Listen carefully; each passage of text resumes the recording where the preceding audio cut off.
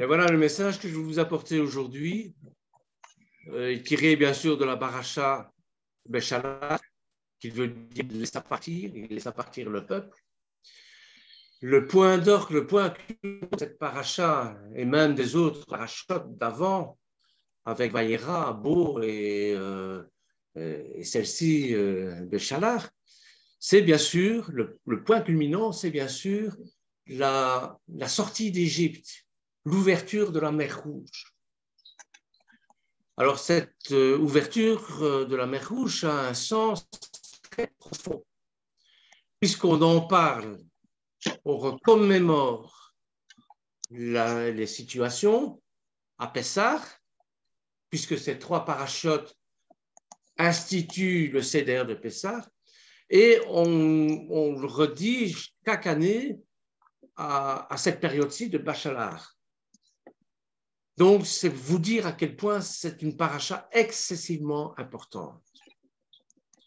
Alors, pourquoi la traversée de la mer est-elle le symbole de la fin de la sortie d'Égypte? C'est un petit peu la question que je me suis posée. Je vais faire un bref résumé de Bachalar, sans entrer dans les détails comme j'ai fait à Shabbat. Donc, pourquoi la traversée de la mer est-elle le symbole de la fin de la sortie d'Égypte? Eh bien, l'Égypte, qui se dit Mishraïm en hébreu, est le monde des limites. C'est-à-dire, ça représente bien sûr le pays, mais il n'y a pas que le pays, ça représente aussi le monde psychologique. On est parfois enfermé dans des limites psychologiques, des angoisses, des peurs irrationnelles, par exemple. Et ça représente aussi des limites. On est parfois enfermé dans des dogmes religieux aussi. Alors, Mishraïm, l'Égypte, ce monde des limites, c'est-à-dire que chacun est prisonnier à l'intérieur de sa propre nature et ne parvient pas à se changer ni à s'améliorer. Il faut une intervention divine pour ça. Et vous verrez dans les 10 commandements, le premier commandement, c'est « Anochi, je suis celui qui vous ai fait sortir d'Égypte et de la maison de servitude ». Et c'est le terme « Anochi », il ne dit pas « Ani », il dit « Anochi ». C'est-à-dire qu'il est allé chercher au plus profond de lui-même ce qu'il faut, toutes les puissances de la création, toutes les puissances divines pour nous sortir de là. Et encore aujourd'hui, parce que c'est une libération perpétuelle, eh bien, nous avons besoin d'aller rechercher au plus profond de nous-mêmes le Yud Kevavke, qui est représenté par Yeshua, qui s'est incarné par Yeshua, pour nous libérer de ses limites, de nous libérer de ses addictions, de nous libérer d'un tas de choses que par nous-mêmes, nous sommes incapables de faire. Alors, dans cette paracha, l'eau, puisqu'il s'agit de la mer Rouge, j'aime pas dire la mer Rouge, en réalité, c'est Yam Souf, c'est-à-dire la mer des joncs. Eh bien, il va être question d'eau. Je ne vais pas rappeler tout ce que l'eau a comme symbolisme et comme importance. On a l'impression que l'eau a toujours existé, qu'elle n'a pas été créée. Et dans l'eau, que ce soit dans n'importe quelle eau, vous avez construire la vie, pour donner la vie. Et c'est ça qui est important. Hein.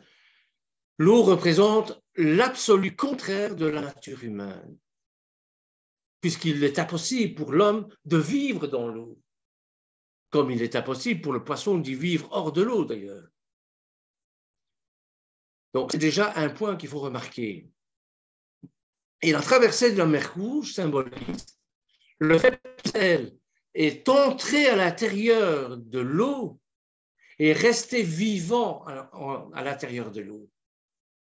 C'est-à-dire qu'il est arrivé à vivre dans des normes qui sont contraires et opposées à sa nature humaine.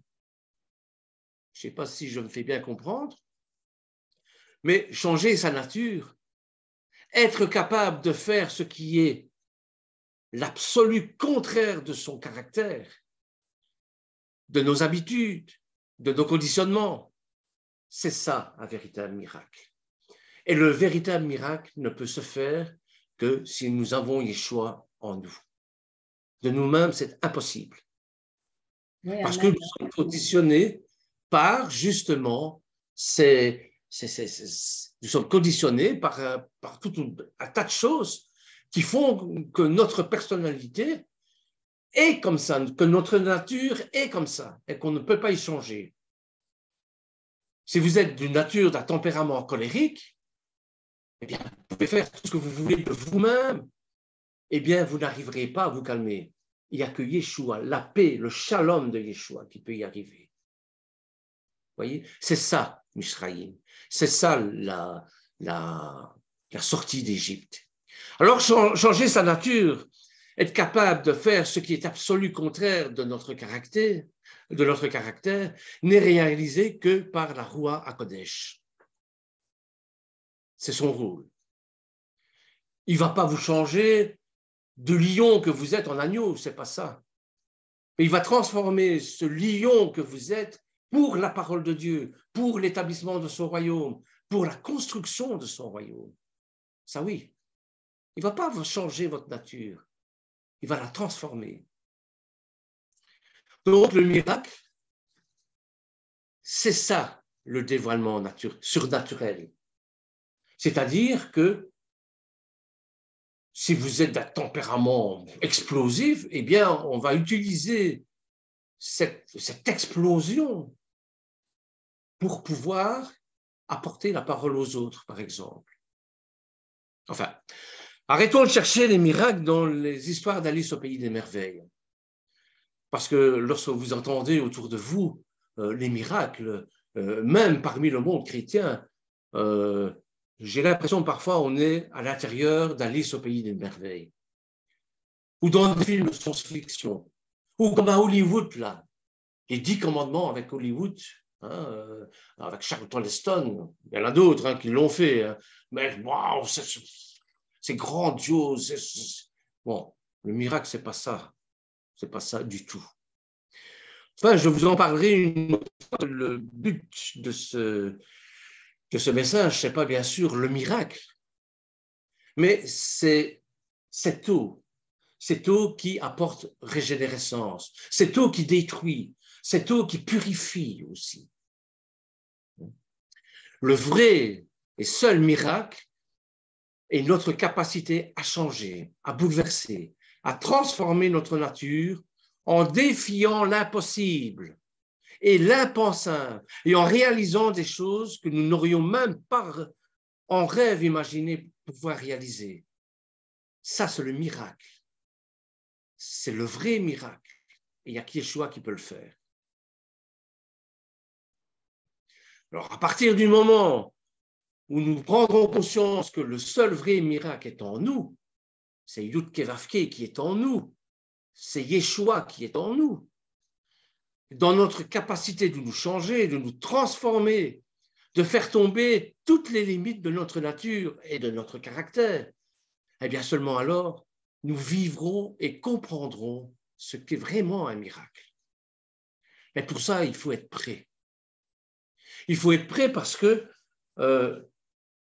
si vous sortez d'une situation de baptême ou autre, vous n'êtes pas prêt à affronter toutes sortes de choses qui peuvent vous arriver. Ah, vous êtes averti, ça oui, des attaques et ainsi de suite.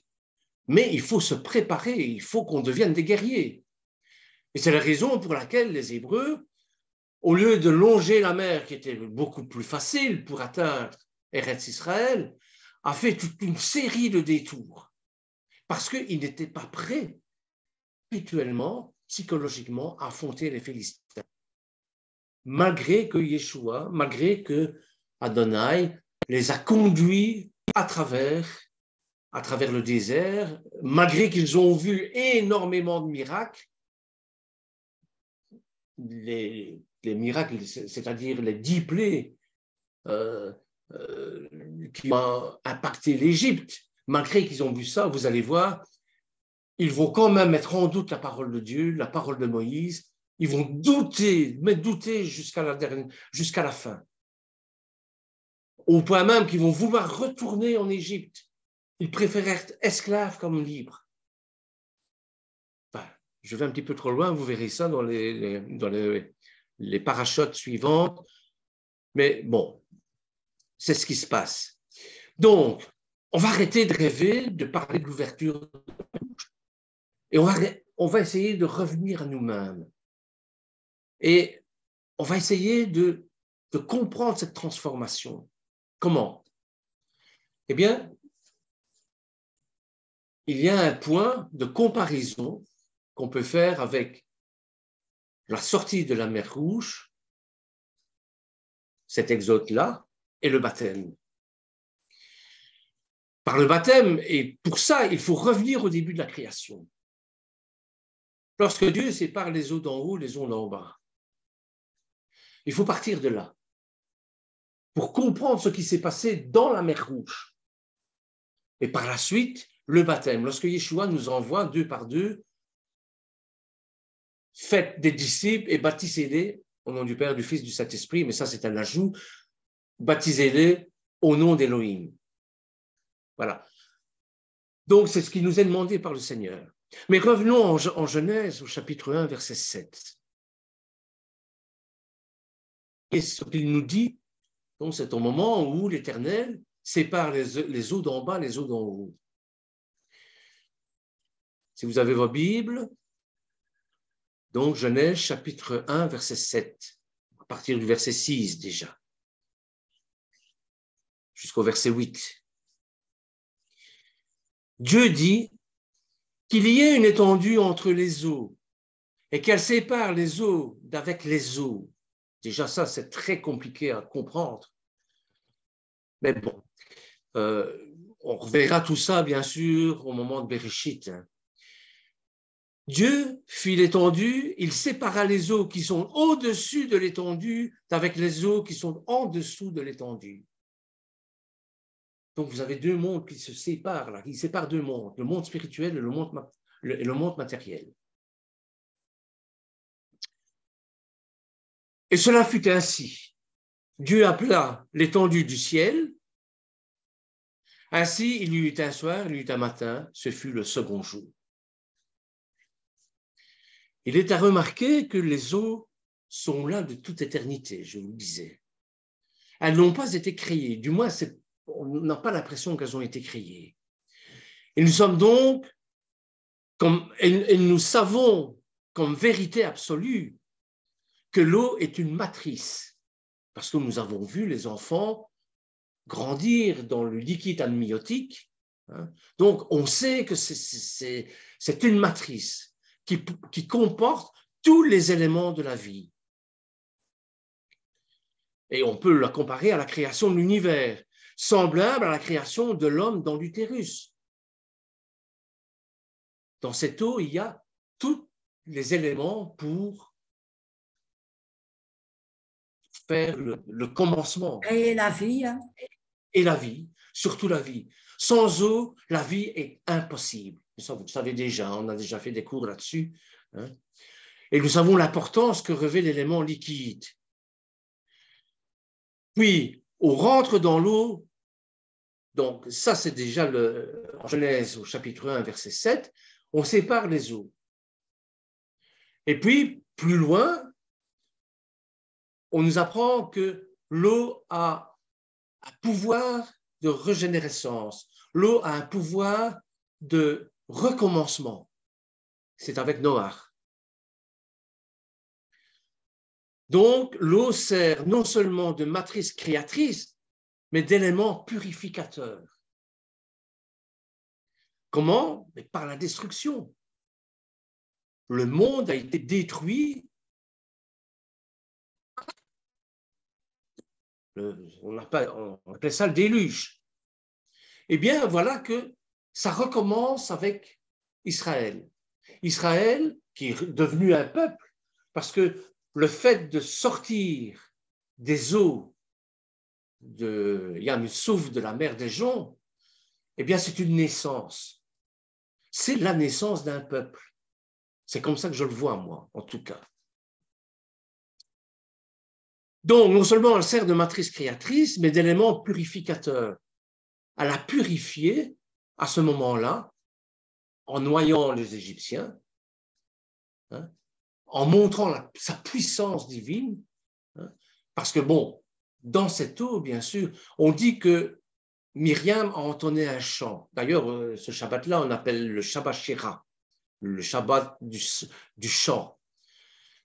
Oui, elle a entonné un chant avec les autres femmes, bien sûr. Et comme par hasard, ce sont des femmes qui entonnent le chant. Pourquoi? Parce qu'elles portent en elles la vie. Parce que c'est en elles que se forme l'utérus, que se forme le fœtus. Et lorsqu'elle met au monde un enfant, eh bien, il y a les os qui se rompent. Eh bien, c'est un peu ça qu'on montre. Donc, vous voyez l'importance de la dimension féminine. Et un midrash, un magnifique midrash, dit que les eaux eux-mêmes chantaient la gloire de Dieu. Non pas parce que les Égyptiens sont morts, parce que ce sont des fils de Dieu aussi, hein, comme nous, hein, mais parce que le miracle s'est accompli, la naissance du peuple est arrivée. Et c'est le même processus de purification et d'éléments indispensables pour la renaissance. Alors, si nous allons dans la Brit Hadasha, eh bien sûr, nous avons le baptême de Yeshua. On a déjà fait un cours là-dessus, souvenez-vous. Qu'est-ce que c'est ce baptême de Yeshua? Yeshua rentre dans l'eau, mais spirituellement, il réunit les eaux d'en haut et les eaux d'en bas. Et il fait ça avant son ministère. Vous voyez l'importance que ça a. Mais je ne vais pas y revenir maintenant. Hein. C'est simplement pour vous montrer que l'importance de ce trait d'union entre les eaux d'en haut et les eaux d'en bas. Et Yeshua, le baptême de Yeshua, nous montre que lorsqu'on se fait baptiser, bien sûr, on entre dans l'eau, mais il y a un autre symbole derrière ça. Et d'ailleurs, il le dira lui-même en Jean, non, c'est pas en Jean, là, je suis déjà beaucoup trop loin. Si. C'est en Jean, chapitre 3, verset 3, jusqu'au verset 6, hein, où il s'agit d'une discussion avec Nicodème, qui est un grand prêtre. Hein, attention, Nicodème, ce n'est pas n'importe qui, hein, c'est un lettré, hein, concernant la nouvelle naissance.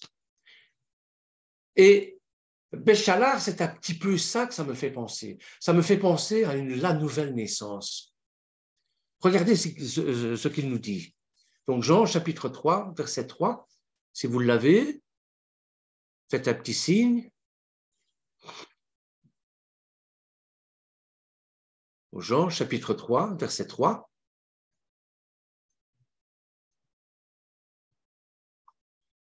Yeshua lui répondit,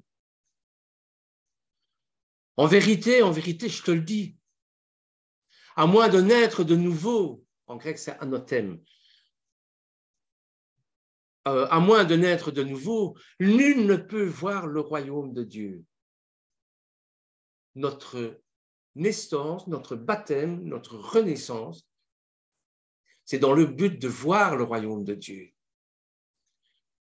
Et par la suite, ce sera d'y rentrer dans le royaume de Dieu. Mais d'abord le voir. Et Nicodème lui répondit, mais comment un homme pourrait-il naître s'il est vieux? Pourrait-il entrer une seconde fois dans le sein de sa mère et naître? N'oublions pas que c'est un grand prêtre. Il sait très bien, il est en compte, il est lévite, il est le lien entre Dieu et le peuple. Et il répond ça. Et Yeshua lui dit, en vérité, je te le dis, nul s'il ne naît d'eau et d'esprit, ne peut entrer dans le royaume de Dieu. Tiens, là, c'est entrer. Donc, il y a quelque chose de supplémentaire pour pouvoir entrer dans le royaume de Dieu, c'est qu'il faut avoir l'esprit de Dieu en soi. Il faut être baptisé. Donc, ça, c'est l'immersion complète. Hein, pour voir le royaume de Dieu. Et quand on a vu les choses, ben, c'est plus facile d'y rentrer. Enfin, en théorie. Pratique, c'est autre chose. Ne t'étonne donc pas si je te dis, il vous faut naître d'en haut pour pouvoir accéder au royaume de Dieu. La version que j'ai choisie, elle fait bien ressortir le mot grec qui est anathème, qui peut signifier de nouveau aussi. On le rencontre dans Galates au chapitre 4, verset 9. Hein. Ou bien ça signifie de nouveau et d'en haut, comme ici.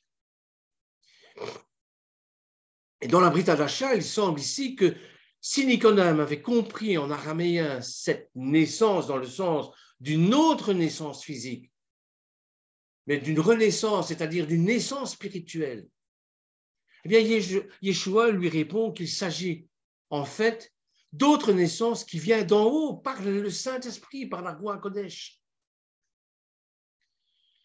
Eh bien, c'est ça. C'est ça que les Hébreux s'apprêtent à faire en traversant Yam Souf. C'est leur baptême. Et l'Esprit viendra plus tard au Mont Sinaï, quand ils seront prêts à le recevoir. L'homme a absolument besoin de passer par une nouvelle naissance qui vient d'en haut.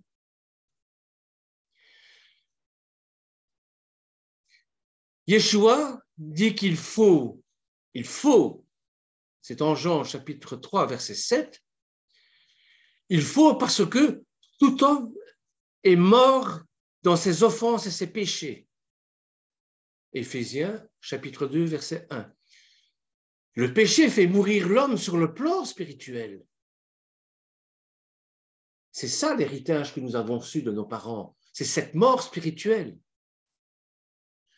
En Romains 6, 23, c'est pourquoi, pour avoir la vie éternelle, il faut qu'il naisse de nouveau, non pas par une naissance physique, comme l'imaginait Nicodème, mais par une naissance spirituelle. Une naissance qui vient d'en haut. Une naissance venant de Dieu par la Roua Kodesh. Et pour ça, on va prendre Jean au chapitre 1, verset 12 et 13. Jean, chapitre 1, versets 12 et 13. Mais à tous ceux qui l'ont reçu, ceux qui croient en son nom, elle a donné le droit de devenir enfants de Dieu, lesquels sont nés non de sang, ni de la volonté de la chair, ni de la volonté de l'homme, mais de Dieu. Qu'est-ce que ça veut dire? Eh bien, la vie en Dieu, la vie éternelle que Yeshua vient de nous donner, est communiquée à l'homme lors de la réception de la Roua Kodesh, qui vient d'en haut. C'est le message de Yeshua Nicodème. Ça se produit alors que nous décidons de nous repentir de nos incrédulités et de placer notre foi en Yeshua Mashiach. C'est une nouvelle naissance, initiée d'en haut par l'Éternel. Nous devenons des enfants de Dieu, adoptés par lui. Dieu devient alors notre Père spirituel. Et c'est à ce moment-là que nous avons le droit de lui dire Abba.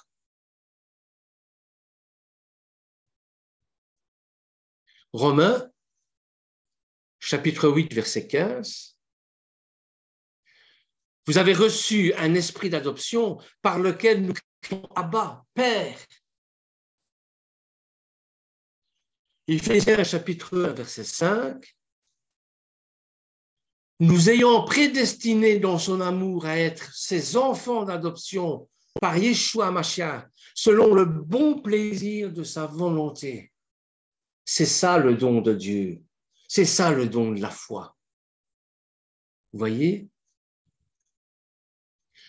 Dans Jean, chapitre 3, verset 5, que nous avons lu, Yeshua parle de naître d'eau et d'esprit. L'eau ne peut être le symbole de la naissance naturelle parce que Nicodème avait besoin d'être baptisé d'en haut. Vous comprenez?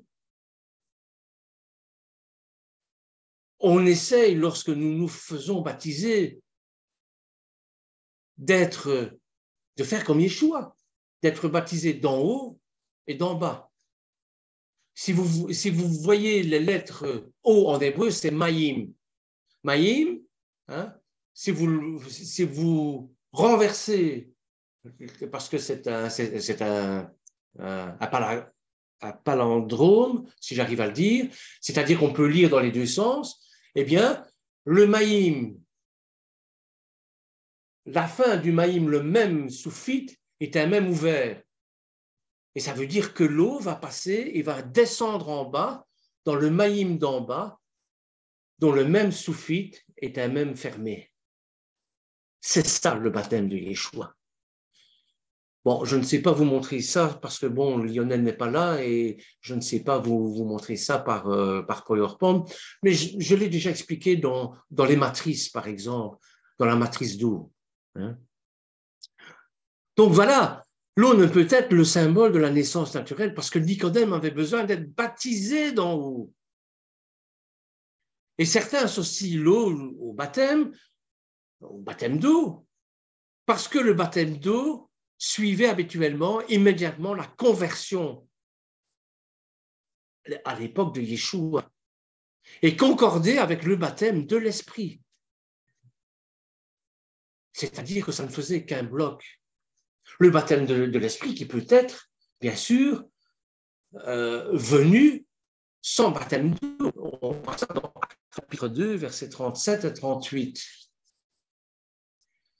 Dans la chambre haute, hein, il y a eu un vent violent et des feux qui se sont mis sur les apôtres. Souvenez-vous. Mais ça, c'est le baptême de l'Esprit, ça. Donc, il y a probablement une meilleure explication de cette expression d'eau et d'esprit. Mais pour comprendre le sens du mot ou d'une expression, eh bien, une bonne exégèse demande qu'on regarde l'utilisation que l'auteur en a fait. Et l'eau est utilisée comme un symbole de la parole par Jean, par Yohanan. Jean chapitre 4, verset 14. Et elle est associée à la Ruach Kodesh aussi. Donc, Jean les mêle tous les deux. En Jean chapitre 7, verset 37. Regardez en Jean chapitre 4, verset 13, ce qu'il nous dit. Jean, c'est vraiment celui, comme je vous le disais à Shabbat, c'est celui du message messianique, hein, du message de la spiritualité. Jean chapitre 4, verset 13 nous dit « Toute personne qui boit cette eau-ci aura encore soif. » Ça se passe avec la Samaritaine au puits de Jacob, souvenez-vous. En revanche, celui qui boira de l'eau que je lui donnerai n'aura plus jamais soif. Et l'eau que je lui donnerai deviendra en lui une source d'eau qui jaillira jusque dans la vie éternelle. C'est une sorte de baptême aussi. Jean chapitre 7, verset 37. Jean chapitre 7, verset 37. Ça va, je ne vais pas trop vite? Ça va, Bernard, merci. Jean chapitre 7, verset 37. Le dernier jour, le jour de la fête, Yeshua debout s'écria, « Si quelqu'un a soif, qu'il vienne à moi et qu'il boive. Celui en moi, des fleuves d'eau vive couleront de lui, comme l'a dit les Écritures. » Il dit cela de l'Esprit que devaient recevoir ceux qui croiraient en lui. Et en effet, l'Esprit Saint, la roi à Kodesh, n'avait pas encore été donné parce que Yeshua n'avait pas encore été enlevé dans sa gloire. Et après avoir entendu ces paroles, beaucoup dans la file disaient, celui-ci est vraiment le prophète. Voyez la puissance de la parole de Yeshua lorsqu'il disait les choses. L'eau ne peut être le symbole du baptême d'eau parce que justement, ce baptême vient d'en haut. Ce n'est pas simplement, on va prendre un bain, on est baptisé. C'est plus que ça, frères et sœurs. Et c'est pour ça que je suis contre en partie du pédobaptême, du baptême pour les enfants, parce que l'enfant n'est pas conscience de ce qui lui arrive. Il faut être pleinement conscient et il faut être pleinement en accord avec ce qu'on est, ce qu'on croit pour se faire baptiser. D'ailleurs, Yeshua n'emploie pas le baptême dans cet échange avec Nicodème. L'eau et l'esprit sont logiquement de définition de l'affirmation précédente par Yeshua concernant la naissance d'en haut. En Jean, chapitre 1, versets 12 à 13, Jean, on va parler beaucoup de Jean, hein, parce que bon, c'est celui qui est au niveau de la spiritualité, au niveau du message messianique, le plus important. Hein, et souvent, on compare la Brita d'achat de Jean avec le livre des Juifs messianiques, l'Épître aux Hébreux, comme on dit. Hein.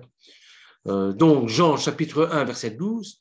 Mais à tous ceux qui l'ont accepté, à ceux qui croient en son nom, un enfant ne serait pas à faire ça. Eh bien, elle a donné le droit de devenir enfant de Dieu.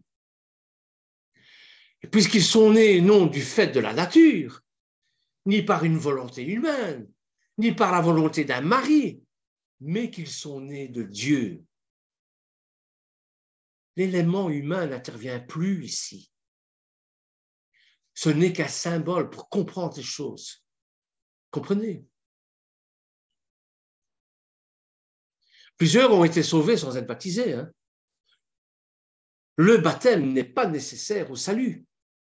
Le baptême, c'est pourvoir, le baptême d'eau, c'est pourvoir le royaume de Dieu. Le baptême de l'esprit, c'est pour y rentrer.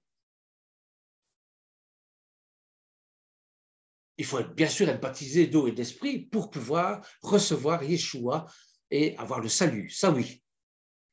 Mais il n'est pas nécessaire de se faire baptiser pour être sauvé. Je sais bien que ce n'est pas facile à comprendre. Hein. Je vais essayer d'expliquer autrement.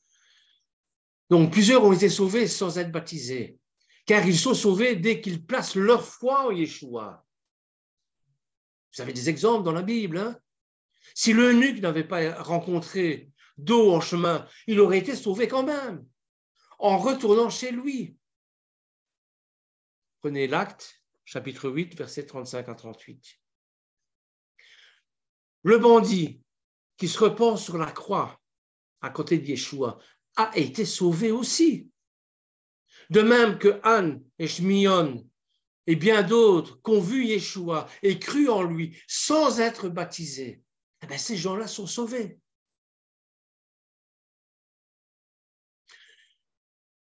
Écoutons un peu ce que Yeshua nous dit de cette célèbre parole lourde de sens. En Matthieu, chapitre 8, verset 22. Matthieu, lui, c'est l'évangéliste du royaume. C'est celui qui décrit le mieux le Messie ben David. Regardez ce qu'il nous dit. En Matthieu, chapitre 8, verset 22. Suis-moi et laisse les morts enterrer leurs morts. Qu'est-ce que c'est ça? Qu'est-ce que ça veut dire? Où on voit des vivants, Yeshua, lui, voit des morts. Nous sommes à cause des péchés, des origines. Des morts qui ont besoin de venir à lui pour recevoir la vie. La mission principale de Yeshua, c'est de nous donner la vie éternelle. Regardez en Jean, toujours Jean, bien sûr, chapitre 5, versets 24 à 26, et puis on ira un peu plus loin, au verset 39 à 40. Regardez ce qu'il nous dit. En vérité, je te le dis, celui qui écoute ma parole et qui croit à celui qui m'a envoyé a la vie éternelle. Il ne vient pas en jugement, mais il est passé de la mort à la vie. Oh, c'est tellement puissant, je le relis. En vérité, je vous le dis, celui qui écoute ma parole et qui croit à celui qui m'a envoyé a déjà la vie éternelle. Il ne vient pas en jugement, mais il est passé de la mort à la vie. En vérité, je vous le dis, l'heure vient, et elle est déjà là, où les morts entendront la voix du Fils de Dieu, et ceux qui l'auront entendu vivront. En effet, tout comme le Père a la vie en lui-même, ainsi il a donné au Fils d'avoir la vie en lui-même. Vous étudiez les Écritures parce que vous pensez avoir par elles la vie éternelle. Ce sont elles qui rendent témoignage à mon sujet. Et vous ne voulez pas venir à moi pour avoir la vie. Donc les Écritures servent à prouver, à montrer qui est Yeshua. On croit que ce sont les Écritures qui nous donnent la vie éternelle, mais non, c'est Yeshua. C'est ce mariage qu'on fait avec lui. C'est cette rencontre inoubliable que l'on fait avec lui. C'est lui qui nous donne la vie éternelle. C'est pour ça qu'il est venu.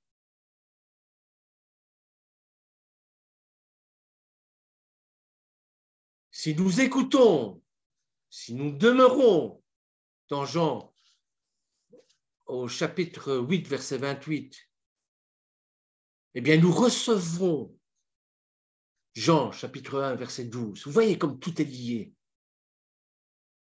Nous recevons, nous obéissons à la parole de Yeshua, à la parole de Dieu, puisque Yeshua, c'est l'homme Torah.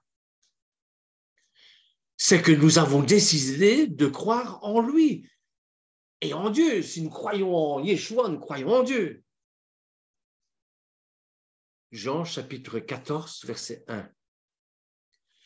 Ça, c'est le signe de l'œuvre de la Ruach Kodesh en nous. Parce que, humainement, nous sommes sans force. Romains, chapitre 5, versets 6 à 8. Étrangers à la vie de Dieu. Éphésiens 4, 18. Morts dans nos péchés. Éphésiens 2, 1. Un mort ne peut pas ressusciter lui-même. L'homme ne peut pas naître de nouveau par ses propres forces.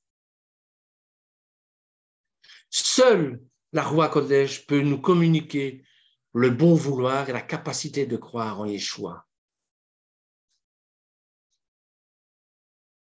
Ça ne vient pas de nous. C'est un don de Dieu, comme je vous le disais tout à l'heure.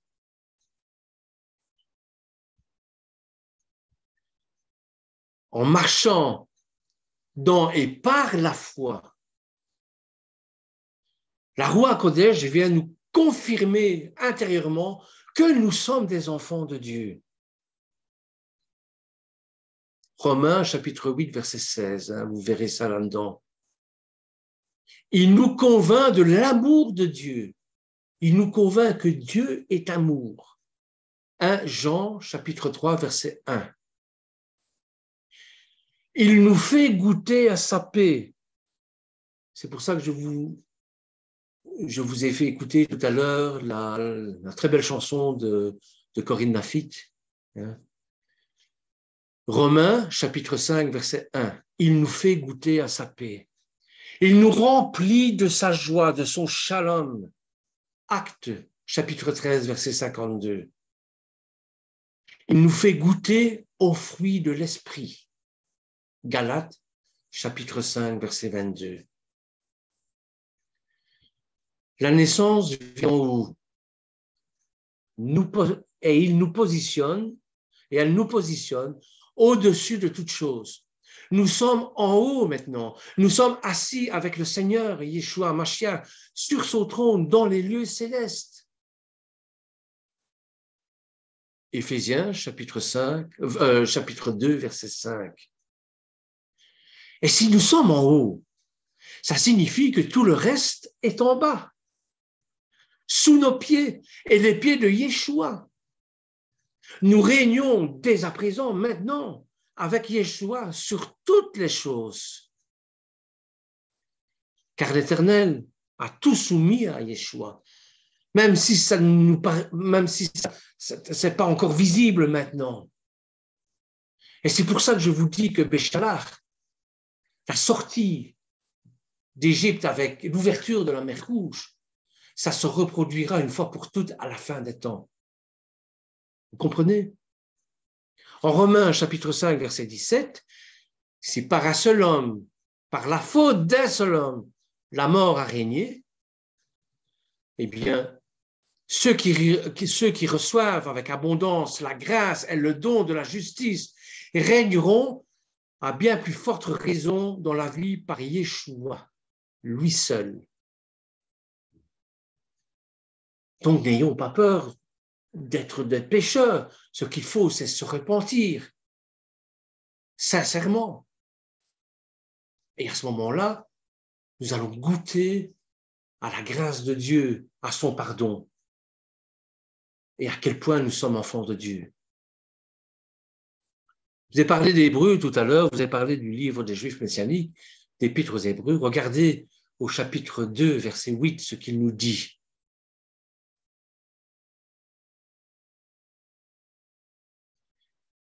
Hébreux, chapitre 2, verset 8. Tu as mis toutes choses sous ses pieds. On parle de Yeshua. Hein. En effet, en lui soumettant toutes choses, Dieu n'a rien laissé qui ne lui fût soumis. Cependant, nous ne voyons pas encore maintenant que toutes choses lui soient soumises. Tout est dans la main de Dieu. Et si nous semblons être perdus parfois, bien souvenons-nous que si c'est toléré, si les souffrances sont tolérées par l'Éternel, c'est parce qu'il a quelque chose derrière ça. Il y a une mission derrière ça. D'abord pour nous faire grandir dans notre foi et pour prendre conscience qu'on est enfant de Dieu pleinement. Nous avons donc l'autorité de parler au nom de Yeshua sur toute chose. Et quand nous le faisons en accord avec la volonté de Yeshua, avec la volonté de l'Éternel, pas de notre propre autorité, bien sûr, hein, eh bien, toutes choses doivent se soumettre à Yeshua et accomplir ce que nous avons parlé en son nom. Lorsque vous remettez les péchés, lorsque vous faites des guérisons, d'abord, ce n'est pas nous, c'est Yeshua qui le fait. C'est ça que ça veut dire. Il faut qu'on soit en accord avec lui. Il faut qu'on soit en adéquation avec lui. Vous voyez, sinon, le miracle ne se fait pas. Le malade reste malade, il n'est pas guéri. Que ta volonté soit faite sur la terre comme au ciel. En 1 Jean chapitre 5, verset 14, regardez ce que nous est dit. Nous avons auprès de lui cette assurance. Nous avons auprès de lui cette assurance. Si vous n'avez pas cette assurance-là, c'est que vous n'êtes pas au Seigneur. Que si nous demandons quelque chose selon sa volonté, il nous écoute. Est-ce que vous êtes d'accord avec moi?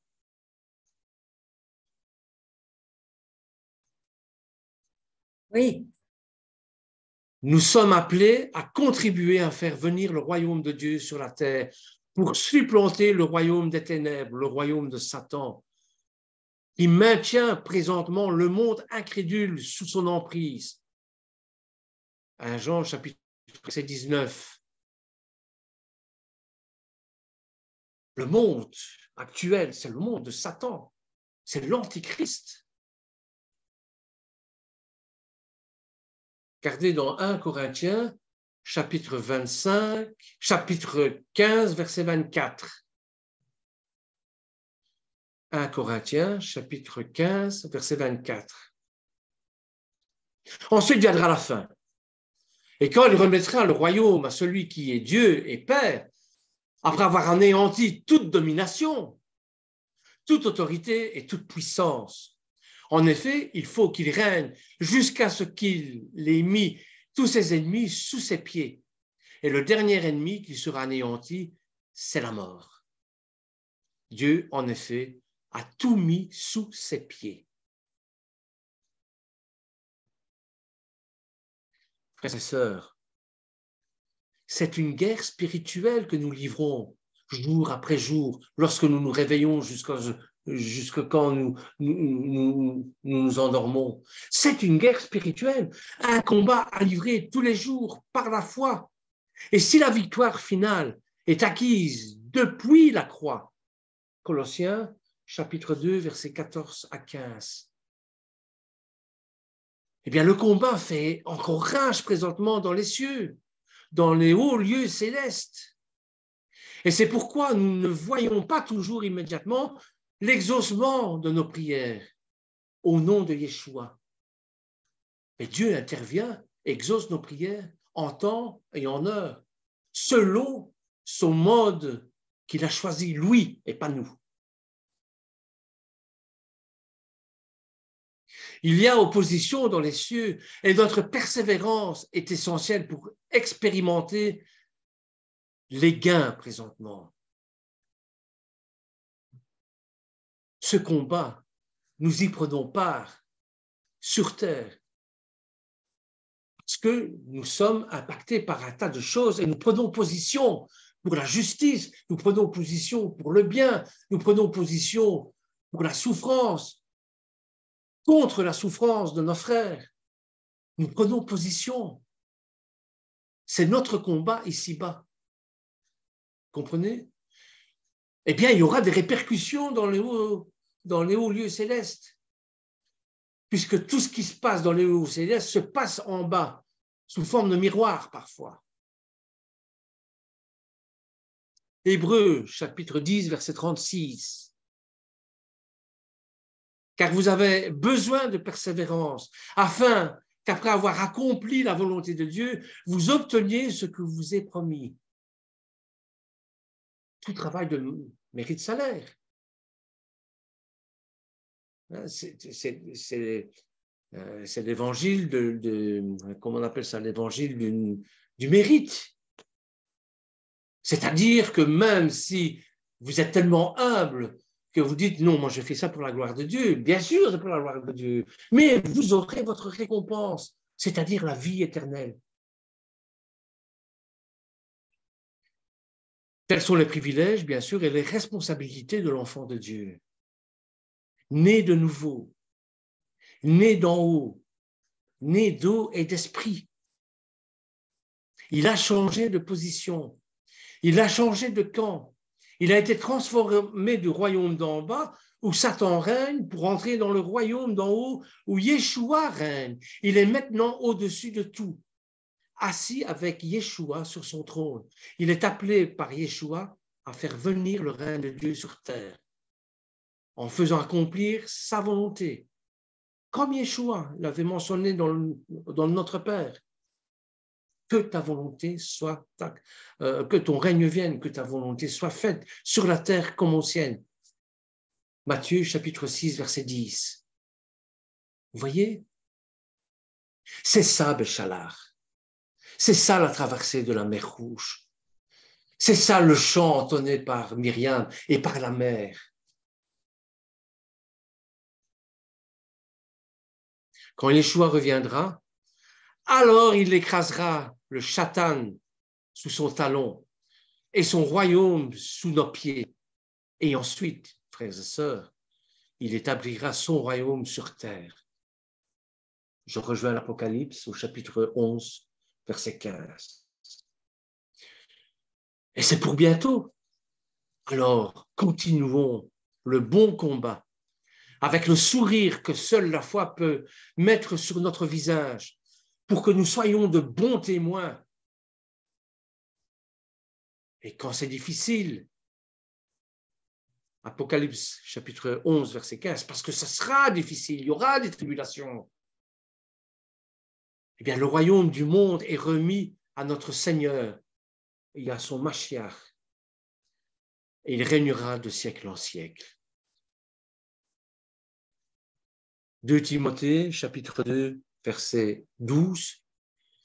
Apocalypse, chapitre 5, verset 10. Et après, je m'arrêterai là. Donc, 2 Timothée, chapitre 2, verset 12. Si nous persévérons, nous régnerons aussi avec lui. C'est ça notre rétribution. Voilà, l'évangile de la rétribution. Je suis tombé sur le terme. Apocalypse, chapitre 5, verset 10. Tu as fait d'eux un royaume et des sacrificateurs, notre Dieu, ils régneront sur terre.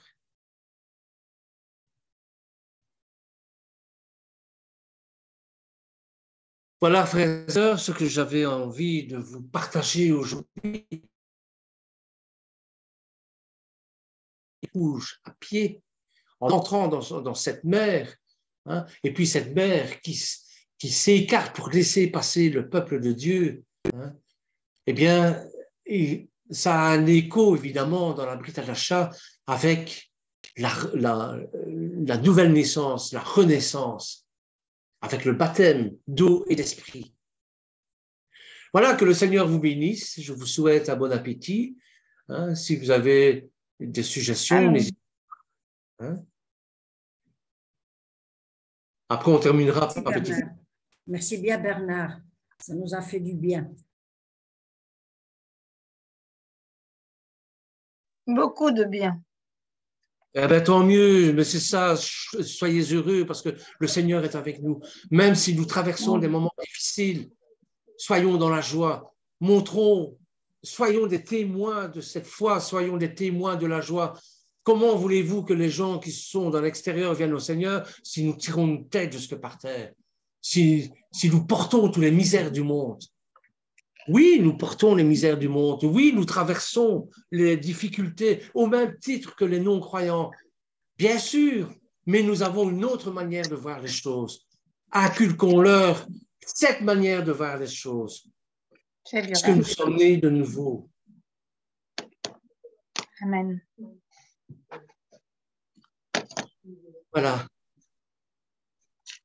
Soyez bénis en tout cas. Toi aussi, mon frère.